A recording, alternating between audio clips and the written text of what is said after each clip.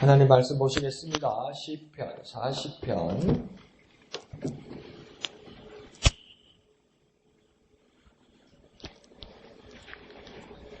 시편 40편 11절에서 17절까지 생명의 삶 12월 31분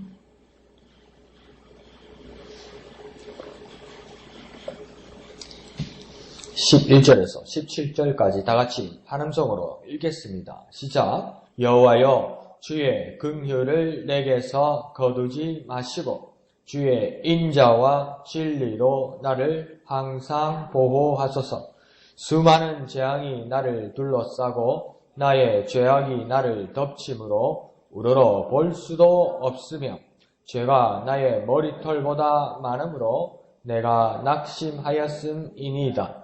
여호와여 은총을 베푸사 나를 구원하소서. 여호와여 속히 나를 도우소서.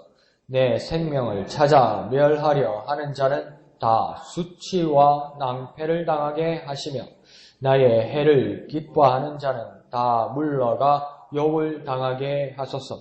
나를 향하여 하하 하며 조소하는 자들이 자기 수치로 말미암아 놀라게 하소서. 주를 찾는 자는 다 주 안에서 즐거워하고 기뻐하게 하시며 주의 구원을 사랑하는 자는 항상 말하기를 여호와는 위대하시다 하게 하소서.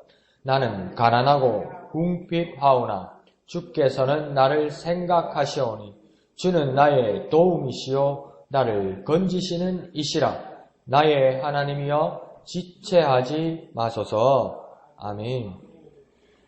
예, 오늘 11절에서 17절까지 한 개만을 가지고 이 안에서 말씀을 보더라도 11절만 보더라도 기도자의 형편이 그렇게 쉽지 않고 또 재앙과 죄로 고통당하고 있는 것을 말하고 있습니다. 그러니까 넓은 40편 전체가 어떤 넓은 여러 가지 얘기가 있고 단락을 나눠서 이야기할 때 어떤 위기가 있었고 극복했었고 모든 것이 종결되었고 마무리 지은 것만 같이 어제까지만 해도 그렇게 10절까지 되었는데 11절부터 다시 시작한 그 안에서 보면 11절 또다시 시작된 것처럼 우리가 느낄 수도 있는 겁니다. 그러니까 한편의 기도 가운데서도 우리가 한번 이렇게 쭉 이어가는 기도 가운데서도 우리가 하나님 앞에 어떤 은혜를 구하고 도움을 구하고 어떤 확신 가운데 기도하다가도 그 기도 시간 안에서도 또 문득 떠오르는 것들이 있고 그것 때문에 기도 중에 또 좌절하기도 하고 의심하기도 하고 또 막 깜깜해지기도 하고 그런 것이 어떻게 보면 우리가 믿음이 없다는 어떤 우리의 반증이기도 하지만 또 모든 기도자들이 겪고 있는 사실이라는 겁니다. 이게 어떤 기도의 능력자들도 기도를 하다가 첫 순간에 어떤 막 은혜 가운데서 막 이렇게 폭풍을 몰아치듯이 막 이렇게 기쁨 가운데 확신 가운데 있다가도 또 중간에 기도 갈 때 또 다른 문제들이 같이 이렇게 부딪히는 경우가 참 많다는 겁니다. 그래서 비근한 예로 그 캘커타에 있던 마더 테레사 같은 경우에 그 회고록이나 그 일기장 같은 데 보면 아니 자기 입으로 고백을 했었죠. 기도하면서 한 번씩 그렇게 하나님을 의심할 때가 참 많았다. 하나님을 참 의심할 때가 많았다. 그 사람만큼 기도하면서 하나님 앞에 은혜를 많이 깨닫고 그 기적을 경험한 사람이 얼마나 많습니까? 그 마더 테레사가 그 인도 사람이 아니고 그 마케도니아 그 출신입니다. 그러니까 그리스 지방에 있는 그 지중해 지방에 그 큰 나라가 아니죠. 옛날에는 큰 나라였지만 거기서 어떤 하나님의 부르심이 있다고 해서 인도로 간 거죠. 그 인도 캘커타에서 인도에 나온 환자들을 돌본 겁니다. 그러니까 그 자기가 적도 없는 나라고, 그러니까 그렇게 뭐 인맥도 없는 나라고. 그리고 인도가 어떤 나라입니까? 10만 2억이 되는 그 힌두교의 그 다신교의 그 나라가 아닙니까? 거기서 어떤 나 환자를 그 하나님의 예수의 이름으로 복음의 이름으로 그 나 환자를 돌본다는 거, 그 불가능한 일이죠. 근데 거기에서 그 놀라운 일들 하나님이 보여주시는 그 기적과 어떤 그 확장되는 것을 보고 경험했던 사람 아닙니까? 그리고 그 기도의 사랑이었죠. 근데 그 사람의 고백 가운데 뭐가 있냐면 기도하다가 이렇게 의심이 들 때가 있다는 거예요. 어떨 때 너무 힘들어서 어디까지 생각해야 되냐면 아니 사제잖아요. 사제 주님의 종이잖아요. 그런데 정말 하나님 살아계신데 이럴 수 있을까? 하나님 살아계시지 않은 거 아닐까? 하나님 없는 거 아닐까? 이런 생각까지도 하였다고 그러잖아요. 그러니까 그럼 나도 앞으로 그러면 되겠네. 이게 아니고 그러니까 똑같이 어떤 그런 고민과 어려움 가운데 있는데 그걸 극복하려고 더 기도한다는 겁니다. 이게 보통 그 사람과 우리 또 다른 사람들과의 차이가 뭐냐면 다른 사람 의심되면 그냥 포기해버리는 건데 더 큰 의심을 위해서 더 큰 기도를 한다는 거죠. 오늘 11절에도 보면 그런 것 같습니다. 11절에 기도자의 형편이 재앙과 죄로 고통당하고 있는 것만 같습니다. 여전히 다시 어려움이 막 되살아나는 것 같습니다. 그러자 그런 상황에서 그의 소원은 뭐냐면 11절에 보면 주의 긍휼과 인자와 진리로 보호하심을 구합니다. 그러니까 참 우리에게 처음에는 피부에 와닿지 않을 수도 있고 오래전의 경험이라서 가물가물할 수도 있는데 아주 간단하면서도 중요한 원리, 그러니까 공식 같은 것을 하나 발견할 수 있습니다. 그러니까 나의 형편이 재앙과 죄 가운데 있고 정말 형편이 어렵고 어려움 가운데 있고 막 고민 가운데 있고 막 의심 가운데 있고 흔들리는 모습 가운데 있을 때 이렇게 기도할 수 있는 겁니다. 주님의 긍휼과 주님의 인자와 주님의 진리로 나를 보호하여 주옵소서. 그렇게 나를 도와주시옵소서. 이렇게 11절의 말씀을 정확하게 짚고 기억하면서 그렇게 기도할 수 있어야 된다는 겁니다. 제가 어제 마틴 루터를 연구했던 사람의 어떤 그 글을 보았는데요. 제가 여러분한테도 그렇게 말씀드렸잖아요. 마틴 루터가 너무나 힘들고 너무나 고난스럽고 너무나 바쁠 때 기도를 더 열심히 해서 하루에 3시간씩 기도를 했다고 이야기했잖아요. 그러니까 어떻게 힘들고 바빠 나는 조금만 바빠도 들 새도 없고 뭐 어떻게 그 기도 시간이 더 늘 시간이 어딨냐, 하루에 3시간을 어떻게 기도하느냐 이랬는데 그 연구한 사람이 그러는 거예요. 마틴 루터가 하루에 3시간을 기도하면 딱 3시간을 정해가지고 주여 계속 통성기도를 해주고 주여 이렇게 한 거냐. 그 불가능하다는 겁니다. 성대 결절 나가지고 후두염 걸리고 난리 나요 그러면. 그러니까 마틴 루터가 어떻게 그러면 하루에 3시간씩 기도했겠느냐.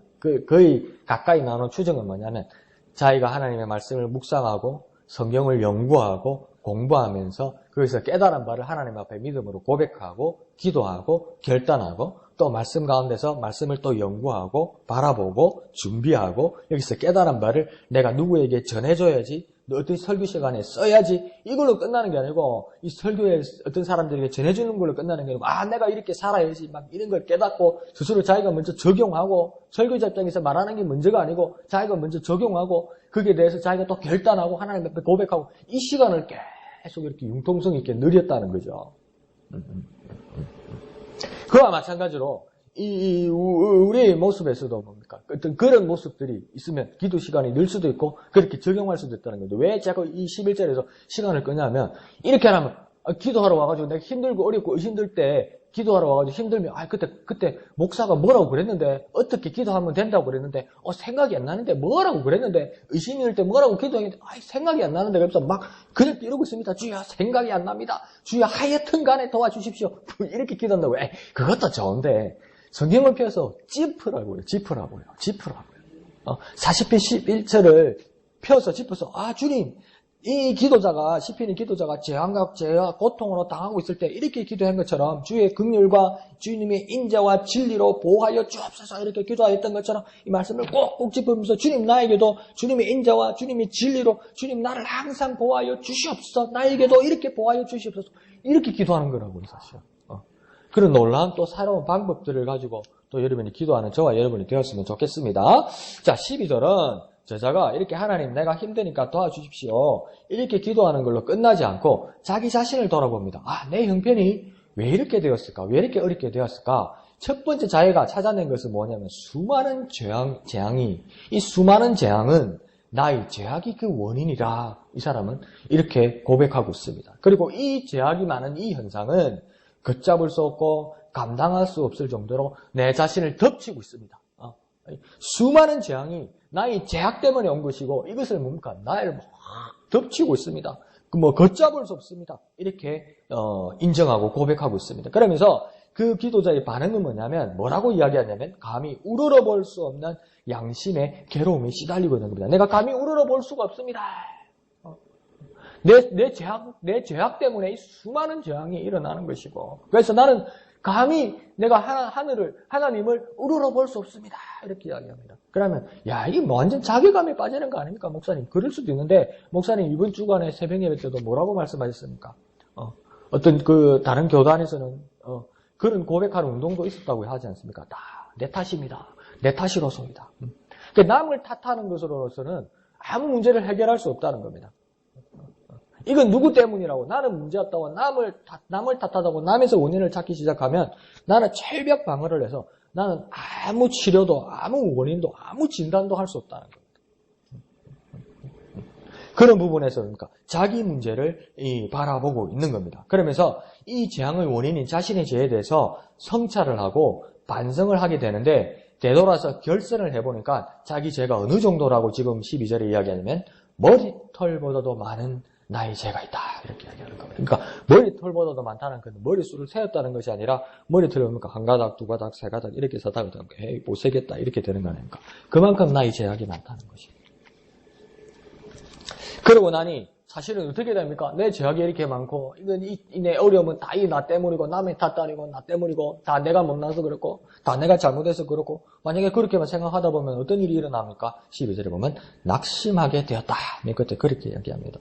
그러니까 마음의 심지를 놓쳤다는 겁니다. 마음의 의지를 놓쳤다는 겁니다. 마음의 중심을 놓쳤다는 겁니다. 원인을 잘 모를 때는요. 그럴 수도 있어요. 원인을 잘 모를 때 하면 된다. 할 수 있다. 도와주시옵소서. 역사하여 주시옵소서.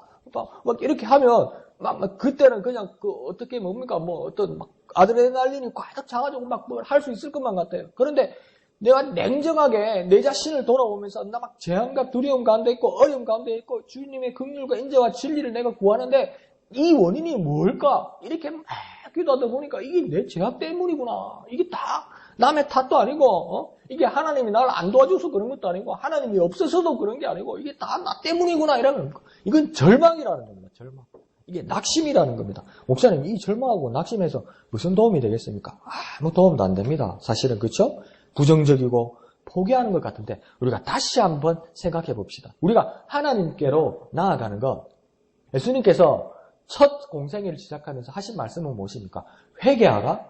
하나님의 나라가 가까웠다 이렇게 말씀하셨어요. 그러니까 가까워오는 하나님의 나라를 맞이하기 위해서는 뭐가 필요하다고 이야기하냐면 우리가 말씀을 생각을 안 하면 또 뭐라고 해야 합니까? 믿습니다 이러잖아요. 믿는 게 맞는데 예수님의 첫 단계는 뭐냐면 가까워오는 하나님의 나라를 맡기 위해서는 우리가 해야 될 첫 단계는 뭐냐면 회개하는 거라고 이야기해요. 회개하는 건 뭡니까? 죄의 문제를 분명히 발견해야 된다고 이야기해요. 하나님께 돌아가기 위해서는 내 죄가 발견되어야 돼요. 그 저절로 발견되는 게 아니라 내 자신을 돌아봐야 되고 어떤 문제인가를 발견해. 그러니까 이게 뭡니까? 첫 단계, 회개의 첫 단계라고 하면 구체적인 반성이 있어야 됩니다. 하나님 말씀을 통해서라도 회개하는 영이 부어주신다는 말이 도대체 무슨 말인지 모르겠다고 생각할지라도 분명히 하나님께서 내 양심을 울려서라도 하나님의 말씀에 비추어서라도 내 죄가 이 원인이 지금 뭔지를 하나님 말씀하신다는 거예요. 그러면 머리털보다도 더 많은 내 죄가 분명히 발견이 됩니다. 그것을 인정하고 야 내가 여기까지 하나님으로부터 멀리 왔구나. 돌아가기 위해서 첫 번째 내가 하나님으로부터 멀리 왔다는 것을 내가 발견하는 게 회개의 첫 단계입니다. 이게. 나는 항상 주님과 함께 있습니다. 임마누엘입니다. 성령께서 나와 영원히 함께 하십니다. 이렇게 얘기하면 내가 어디 가 있는지 모르고 나는 아직도 하나님과 함께 있는 줄 알고 근데 내가 냉정하게 양심 앞에서 하나님 앞에서 말씀 앞에서 돌아볼 때 내가 완전 딴 길에 가 있기 때문에 있다는 것을 인정을 해야 방향을 틀 거 아닙니까? 잘못된 방향으로 가 있는데 하나님이 여기 계신데 내가 자꾸 이쪽으로 간다면 이게 죄 아닙니까? 그러면 야 내가 길을 잘못 들었었네. 내가 잘못 가고 있네. 이걸 인정해야 나중에 이쪽으로 틀 건 아닙니까? 이게 회개의 첫 단계라고요. 내 죄를 인정하는 것. 내 문제를 고백하는 것. 내게서 문제를 발견하는 것. 그게 가장 중요한 첫 단계 중에 하나라는 겁니다. 12절에서 그것을 발견하기 시작한 거죠. 그러면서 이에 대한 대책으로 13절은 이제 어떻게 합니까? 하나님께 구합니다. 뭘 구합니까? 여호와의 은총과 구원과 도우심을 지금 13절에 구하고 있습니다. 그러니까 회개를 시작한 사람은 자신이 이 죄악과 재앙을 해결할 수 없음을 두 번째 단계에서 이제 깨닫게 되는 겁니다. 내 죄가 많고 이게 다 내 문제고 내가 하나님 앞에서 죄를 지어서 내가 다른 방향으로 가 있다는 것을 인정한 사람은 그럼 내가 하나님께로 돌아가야 되는데 하나님께로 돌아가는 것이 내가 할 수 있는 것이 아니라고 인정해서 누구의 도움을 구하냐면 여호와의 은총과 구원과 도우심을 구한다는 거예요. 그러니까 그 은총과 구원과 도우심은 내게서 나는 것이 아니라 여호와 하나님으로부터 온다는 것이기 때문에 하나님께 그걸 구한다는 겁니다. 그러니까 누가복음에서 탕자의 비유에서도 보십시오. 그 아버지가 살아계신데 어떻게 유산을 달라고 그러는지 몰라. 참 그것도 희한한 아들이요. 그죠? 아버지가 멀쩡하게 살아계신데 형은 꿈도 안 꾸는데 이 어린 놈의 자식이 유산 달라는 거예요. 아버지 언젠간 죽을 거 아니에요. 그 뜻이 그게. 아버지 언젠간 죽을 거 아니에요. 그러니까 이 살아계실 때 정리합시다. 그 정리는 할 수 있죠. 아버지가 뭐 법적 공정에서 누구에게 얼마 누구 얼마 할 수 있죠. 근데 거기서 끝나는 게 아니고 주셔. 그 들고 뭡니까? 아버지 앞에서 쓰기 싫어서 외국에 가서 나가서 허름방탕하게 다 써버리고 그러니까 막 나중에 누명도 뒤집어 쓰지 않습니까? 우리는 그렇게 듣지 않습니까? 당자가 뭐 장기와 더불어 허랑방탕하게 지내고 장기와 어디 허랑방탕하게 지냈습니까? 그 증거가 없어요. 무슨 장기와 지냈어요? 장기와 허랑방탕하게 지냈다는 누구 이야기입니까? 큰형 이야기입니다. 큰형 이야기. 지네모 자식이 장기와 더불어 허랑방탕하게 지내고 근데 성경 기록에 당자가 장기와 놀아났다는 이야기가 없어요. 그러니까 그거는 뒤집어 쓰는 거지. 왜? 근본이 나쁜 놈이니까. 근데 뭡니까? 그 돈을 다 쓰고 나서 도저히 갈 데가 없으니까 뭐라고 하니까 내가 내 아버지 집에 돌아가야 되겠다. 당자가 그런 마음을 먹기도 하지만 뭐라고 합니까? 하늘과 아버지 사이에 죄를 지었사오매 이렇게 이야기하잖아요. 그걸 말 연습을 하잖아요. 아버지를 만나기 전에. 그래서 아버지한테 그 말을 하잖아요. 이게 뭐냐면 당자도요. 자기 체면으로는 아버지께 돌아갈 염치가 없는 거예요. 그러니까 자기 능력으로는 아버지께로 돌아갈 수가 없는 거예요. 그와 마찬가지로 우리가 우리 죄를 발견했으면 우리 힘으로는 더 쉽게 말하면 우리 염치로는 우리 자존심으로는 하나님 거룩하신 하나님 앞에 감히 돌아갈 수가 없는 거예요. 죄를 깨달아도 그런데 뭡니까? 그러니까 뭘 구하는 겁니까? 13절에 여호와의 은총과 구원과 도우심을 구하는 거예요. 내가 해결할 수 없는 것은 하나님께서 주시는 은총과 구원과 도우심을 구한다는 겁니다. 그러니까 해결의 두 번째 단계가 온 겁니다. 내 죄를 이 모든 원인에 이 모든 내 어려움과 고난에 내 재앙에 그 원인이 내 죄고 내 탓이라는 것을 깨달은 다음에 뭡니까? 여기서 주저앉아서는 안 되고 하나님께로 돌아가는 방법은 하나님께서 베푸시는 은총과 구원과 도우심이 필요하다 해서 하나님께 그걸 구하는 겁니다. 그것이 회개의 바른 과정입니다. 하나님의 은총과 구원과 도우심을 구하려고 돌아가는 것, 그것이 회개의 다음 바른 과정이 되는 겁니다. 그러면서 14절과 15절은 나중에 뭐라고 하냐면 여기서 끝났으면 참 아름다운데 이게 뭐라고 합니까?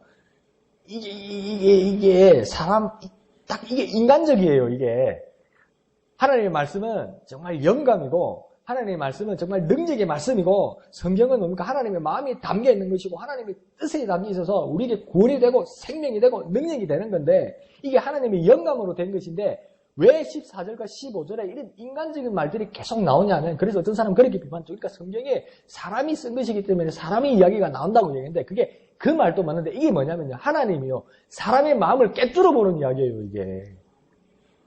이게 다 하나님의 말씀인데 성경에.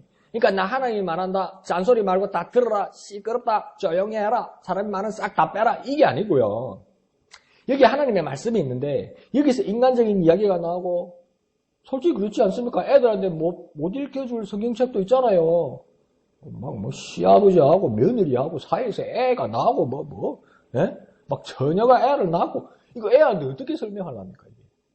근데 왜 인간의 이 추잡한 이야기까지도 성경에 왜 들어있습니까? 그러면 그게 영적으로 영적인 이야기도 있죠. 근데 그와 더불어 이걸 왜 이런 인간적인 이야기까지 이렇게 비열한 이야기까지 더러운 이야기까지 범죄 이야기까지 성경에 다 들어있냐면 이게 뭡니까? 하나님께서 사람의 마음을 다 깨뜨려 보시고 하나님께서 사람의 그 모든 기쁨까지 뭡니까?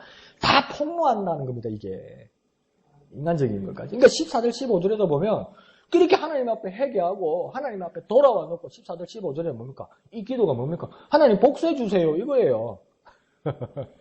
하나님 내 원수를 갚아주세요. 뒤끝 있어요. 이게 사람이 뒤끝 있어요. 깨끗하다 그러고 난 깨끗하다. 난 뒤끝 없다. 나는 확실하다. 한번 딱 끝나고 나면 그런 사람 세상에 없어요. 다 뒤끝 있어요. 뒤끝 있어요. 지금 이 청와대 대한민국 정부의 이 스캔들이 이유가 뭡니까? 뒤끝 때문에 아닙니까? 뒤끝 때문에 대통령이 이래가지고 저쩌고 저쩌고 그래가지고 뒤끝 가지고 막 영화 만들고 연극 만들고 글 쓰고 만민 리스트 잡아가지고 저거 10원도 주지 말고 지금 지금 인간을 그냥 매장시키버리고 왜 합니까? 뒤끝 때문에 아닙니까? 뒤끝 때문에. 근데 뭡니까? 보십시오. 이 기도자도 뒤끝이 있습니다. 근데 뭡니까? 주여 하나님께서 이걸 보여주는 거예요. 사람 뒤끝이 있대. 그렇게 기도해도 뒤끝이 있대. 요한복음 끝에도 보십시오. 예수님과 베드로 사이에 대화가 오고 갔는데 그러면 예수님께서 베드로에게 얼마나 큰 은혜를 주셨습니까? 예수님을 부인하기도 하고 네가 나를 사랑하느냐 3번이나 물으시고 말도 아닌 소리를 자꾸 대답을 하고 자기는 괜찮다고 그러고 근데 예수님께서 뭐라고 해야 합니까? 나중에 네가 지금은 젊어서 네가 원하는 곳으로 가지만 나중에 네가 원하지 않는 것 네가 사람들이 띠뛰어서 네가 있는 것까지 갈 거라고 예수님께서 그렇게 막 그 베드로의 목회의 그 미래를 예수님께서 딱 말씀하셨는데 그러면 이게 얼마나 은혜입니까? 네가 내 양을 치라고 예수님 말씀하셨어요. 자기 네 양이 베드로 네 양이 이만큼 생길 거라고 말씀하신 것이 아니고 예수님께서 예수님의 양 예수님 자기 소유인 사람들을 내가 너에게 맡기겠다고 이렇게 말씀하셨어요. 이게 얼마나 큰 일입니까? 얼마나 은혜로운 일입니까? 그러면 할렐루야 주님 감사합니다. 나 같은 부족한 인간에게 나 같은 부족한 죄인에게 이 큰 일을 맡기셨습니다. 주님 감사합니다. 예, 나는 주님만 바라보고 가겠습니다. 사람은 그렇게 안 돼요. 그러니까 베드로가 끝에 뒤끝이 장렬하잖아요. 뭐라고 합니까? 요한을 보고 저 사람은 어떻게 되겠습니까? 물어보잖아요. 자기 친구잖아요. 근데 그러니까 저게 내보다 잘 될까봐 그게 궁금한 거예요. 사람이. 그러니까 예수님이 뭡니까? 내가 다시 올 때까지 죄를 데리고 있으면 니하고 무슨 상관인데 예수님 그렇게 말씀하시잖아요. 여기다 보십시오. 14절에 보면 생명을 찾아 멸하려 하고 타인에게 해를 끼치는 자에게 수치와 낭패와 욕을 당하게 해달라고 기도합니다. 철저하게 갚아달라고 기도합니다. 그게 사람이에요. 그런데요, 이걸 한번 이렇게 생각해 봅시다. 하나님께서 왜 이렇게까지 인간적인 뒤끝을 이렇게 폭로하시냐면 우리는 바꾸어서 한번 뒤집어서 생각해 보면 아무리 상대가 잘못하고 심지어 살인을 했어도 생명을 취하려는 것 같은 대갚음이라는 것은 잘못된 것이라고 하나님께서 지금 폭로하시는 거예요. 그런 식으로 복수하는 마음이 인간에게 있다는 것. 그래서 이것은 정말 인간 가운데서 기도자의 가운데서 이런 마음이 이렇게 아직도 남아있고 뒤끝이 남아있다는 것을 하나님께서 폭로하시는 거예요. 잘못됐다는 거죠, 사실은. 목사님 그렇게까지 생각해야 됩니까? 아닐 수도 있습니다. 근데 또 뭡니까? 남이 해를 받는 것, 또 위험한 사고를 당하는 것. 그것을 기뻐하는 사람, 그것을 기뻐하는 것은 사람의 도리가 아닌 거죠. 남이 행하는 해를 당하는 것을, 저 원수가 해를 당하는 것을, 수치와 능욕을 당하는 것을 내가 기도하여서 보게 하여 주옵소서 이렇게 이야기하잖아요. 그렇게까지 이야기해서 그렇게까지 기도했다는 것을 사람들 앞에서 발각될 때 이거 얼마나 부끄러운 일입니까? 이걸 지금 하나님께서 발각시킨 거예요. 그럼 그렇게 해야 된다는 겁니까? 그렇게 하지 말아야 한다는 겁니다, 사실은. 그러면서 15절은 저소, 곧 비웃는 자들은 수치, 부끄러움을 당하게 해달라고까지 기도하고 있습니다. 그러니까 남이 생명이 다치거나 잘못되는 것을 구경하고 즐기는 것, 그것은 잘못된 죄악입니다. 그리고 우리는 그러고 싶지 않은데도 마음 한구석이라도 그것을 관전하려는 마음, 그것을 구경하려는 사람, 나한테 해코지 하더니, 나한테 막말하더니, 나한테 힘들게 하더니, 나한테 사기치더니 결국은 저렇게 되는구나. 그것을 소문을 듣게 됐을 때 내 마음 한 곳에 5장 6보 밑에 5장 7보 요 끝에서 야릇한 쾌감이 드는 그 사람이 그 이상한 마음이 있어요. 그게 뭡니까? 어쩌면 14절 15절에 하나님께서 적나라하게 말씀하시면서 판단하시지 않지만 인간에게 이런 마음이 있다는 것을 하나님은 보여주시는 것입니다. 그것은 무엇입니까? 옳지 못하다는 것이요. 그 14절 15절을 여러분 다르게 묵상하실 수도 있습니다. 저는 그렇게 보았습니다. 자, 16절에 보면 반면에 영어 성경에는 뭐라고 되냐면 but 이렇게 나왔습니다. 그러나 이러면 시작합니다. 다른 모습, 다른 삶이 있다고 이야기합니다. 주를 찾는 자는 이런 거 다 버리고 주님을 찾는 자는 즐거워하고 기뻐하게 될 것이다. 예수님이 베드로에게 말씀하신 것도 보니까 저 사람이 뭐 언제까지 있든지 어디를 가든지 그게 니하고 무슨 상관이냐. 너는 나를 따르라고 예수님께서 말씀하신 것처럼 너는 네 일을 내게 맡긴 일을 하라고 한 것처럼 16절은 뭡니까? 그러나 다시 뭡니까? 우리는 주님만 바라보면 주님을 찾는 자는 즐거워하고 기뻐한다. 나를 해코지 하는 사람, 나를 힘들게 하는 사람, 그게 뭔 관심을 가질 필요가 있느냐는 겁니다. 사람의 본능은 그렇지만 주님은 그러나 이러면서 그 방향을 주님께로 틀기를 원합니다. 주님을 찾는 자, 그 자는 즐거워하고 기뻐하게 된다. 곧 찾는다는 것은 구하고 바라는 마음, 그 태도, 그 삶, 행동, 오직 주님을 기뻐하는 그것만을 바라보고 있는 사람들을 말하는 겁니다. 그러니까 그런 사람은 즐거워하고 기뻐하는데 어디서 즐거워하고 기뻐한다고 오늘 16절에서는 말하고 있습니까? 주 안에서 즐거워하고 기뻐한다는 겁니다. 이건 당연한 이야기예요. 어떻게 보면요. 산수 같은 이야기예요. 즐거워하고 즐거움과 기쁨이 어디 안에 있다는 겁니까? 주 안에만 있다는 겁니다. 그러니까 주님 안에 있어야 즐거움과 기쁨을 누릴 수 있다는 겁니다. 그러니까 주님 안에 들어가야만 기쁨과 즐거움과 기쁨을 누릴 수 있기 때문에 주님을 찾고 주님을 바라고 주님을 소망한다는 거예요. 그 사람이 그만 주님 안에 있는 즐거움과 기쁨의 그 은혜를 누리게 된다는 것이죠. 그러면서 하반절에서는 주의 구원을 사랑한 자의 입술에서는 여호와는 위대하시다라고 고백하게 해야 한다고 말하고 있습니다. 그러니까 사랑하는 사람은 다 고백합니다. 연애할 때는요, 자기야, 여러분. 자기야란 말이 그게 문법에도 안 맞고 예의에도 어떻게 보면 안 맞는 말이라고 이야기는 하더라고요. 어른들은요, 그게요. 근데 보세요. 왜 자기야라고 이야기합니까? 상대한테, 상대 남자인데, 상대 여자인데 애인들은 자기야 이랍니다. 그게 말이 안 되는 소리잖아요. 자기는 자기가 자기잖아요. 저기는 뭡니까? 남이잖아요. 남이야 이래 불러야 돼요, 사실은요. 근데 자기야 이러잖아요.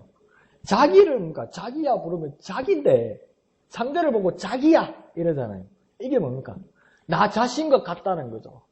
그만큼 그 마음을 고백하는 거죠. 그런데 연애할 때 내가 꼭 니보고 자기야라 해야 자기인 줄 아나? 이래 합니까?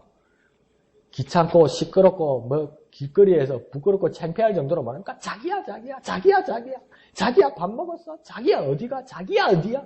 전화기에 막 불이 나도록 전화기가 막 뜨뜻 다리미가 되도록 자기야 이러잖아. 자기는 여기가 있는데 자기야 이러잖아. 그렇게 고백을 했었어요. 네. 그런데 뭡니까? 연애한 지 3년이 지나고 결혼을 하기 시작하면 뭡니까? 자기야 그러면 듣기 싫죠. 그러고 뭡니까? 자기는 왜 나한테 고백하지 않아? 그러면 뭡니까? 그걸 꼭 말로 해야 하나? 이러죠. 근데 뭡니까? 말해야 된다는 거죠. 주님께 사랑을, 주님은 위대하시다고 고백하라고 이야기하는 겁니다. 선언하라고 이야기하는 겁니다. 많은 사람들 앞에서 말하라고 이야기하는 겁니다.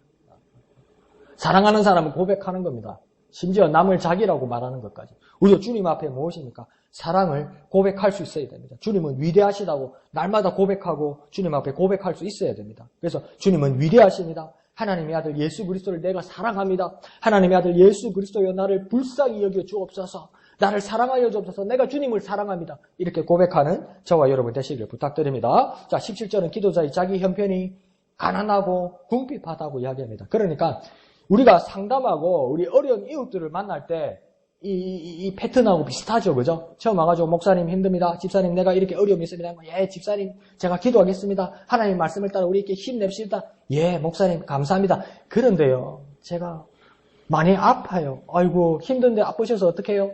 근데 좋은 병원도 찾아가시고 또 좋은 의사도 제가 알아보겠습니다. 그리고 제가 아프신 곳에 손을 얹고 내가 기도하겠습니다. 집사님의 무릎을, 집사님의 허리를, 집사님의 머리를 깨끗하게 해주옵소서. 예수 이름으로 감사합니다. 예, 목사님 감사합니다. 목사님 그런데요, 우리 남편이 애를 먹여요. 그러면 뭡니까? 예, 그럼 또 남편을 위해 기도합니다. 그러면 예, 감사합니다. 집사님 그런데요, 제가요 직장이 필요해요. 힘들어요. 계속 이러는 거예요. 그러면 뭡니까? 말은 아니 짜증이 나는 거예요.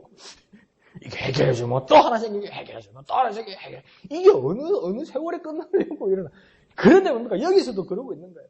막 16절까지는 이제 끝난 것 같잖아요. 주님 앞에 사랑을 고백하고 주님 위대한 17절에 주여 내가 가난하고 궁핍합니다. 끝나가는데 그런데 뭡니까? 그런데도 뭡니까? 뭐라고 하면 자기가 또 이렇게 기도합니다. 17절부터. 그러나 주님이 나를 여기서 생각하시면 주님은 나의 도움이 되시고 건지시는 자가 되시고 구원이 되십니다. 이렇게 고백하는 거예요. 내가 가난하고 궁핍한데 여전히 내게 부족한 게 남아있고 어려운 게 하나 남아있는데 내가 가난하고 궁핍한데 그런데 주님이 나의 도움이 되시고 나의 구원이 되시면 내가 다시 살 수 있겠습니다. 이렇게 이야기하는 거예요. 우리의 많은 기도들 가운데, 기도의 많은 제목들 가운데, 많은 어려움들 가운데 하나가 해결되면 또 하나 큰 게 생기고, 하나가 기도하면 또 하나 큰 게 생기고, 끝나서 기도 또 문제가 생기고, 끝나서 문제가 생기는 것이 아니고, 내가 기도를 한 5분밖에 안 하는데도, 한 30분밖에 안 하는데도, 30분 하는 동안 해결된 것 같다가 또 이 문제가 생기고, 해결되었다가 이 문제가 생기고, 막 내리막, 오르막, 내리막, 오르막, 내리막, 오르막. 기도자의 모습이 많이 그렇다는 거예요. 근데 그렇게 겪어서 극복한다는 거예요, 이게. 그래서 우리도 주님 앞에 이렇게 기도하기를 원합니다. 주님, 내 형편과 내 심령이 가난하고 궁핍합니다. 하나님, 나의 도움이 되시고 나의 구원자가 되시고 나를 생각하여 주시옵소서. 그리고 주님 앞에 맨 끝에 우리도 이렇게 고백합시다. 주님 지체하지 마시고 주님 멈추지 마시고 나를 도와주옵소서. 그래서 이 기도의 귀한 기도가 막 여행처럼, 긴 여행처럼, 그래서 아름다운 여행으로 마무리될 수 있도록 그렇게 기도의 능력의 삶을 사는 저와 여러분 되시기를 거룩하신 예수님의 이름으로 축원드립니다. 능력의 삶을 사는 여러분 되시기를 부탁드립니다. 기도하겠습니다. 거룩하신 아버지 하나님, 은혜를 감사합니다. 우리의 모든 어려움들 가운데서 기도를 가지고 하나님 앞에 나아올 때에 하나님 많은 혼란과 어려움이 있을 때도 오늘 본문의 말씀을 따라 하나님 우리가 기도할 수 있도록 도와주옵소서. 좌절과 힘든 일이 있을 때도 주님 앞에 고백하게 하시고 회개하게 하시고 주님의 은혜를 구하게 하시고 그 주님을 따르는 우리가 되게 하여 주옵소서. 우리 마음 한켠에 있는 악한 마음들까지도 주님께서 다 밝히 현미경처럼 보여주셨사오니 이것들도 다 이겨낼 수 있도록 다 극복해내고 버릴 수 있도록 역사하여 주옵소서. 기도할 때 기뻐하다가 슬퍼하다가 절망하다가 그 모든 일도 기도 가운데 다시 한번 힘을 내어서 해결해내고 이겨내고 극복하는 우리가 될 수 있도록 도와주옵소서.